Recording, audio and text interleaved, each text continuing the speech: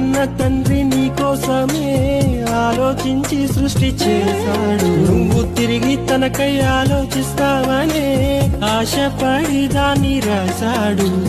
దేవుడంటే లెక్కలేక దైవాలోచనలనేవి లేక తండ్రి ఆశ తెలుసుకోక లోకాశల్లోనే మునిగిపోతే తండ్రి మనసు నొచ్చుకోదా, తండ్రి గుండె పగిలిపోదా?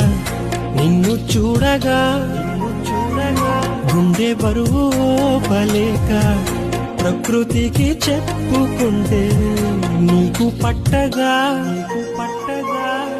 లోకమే నిజమని మోసపోకు సోదరా.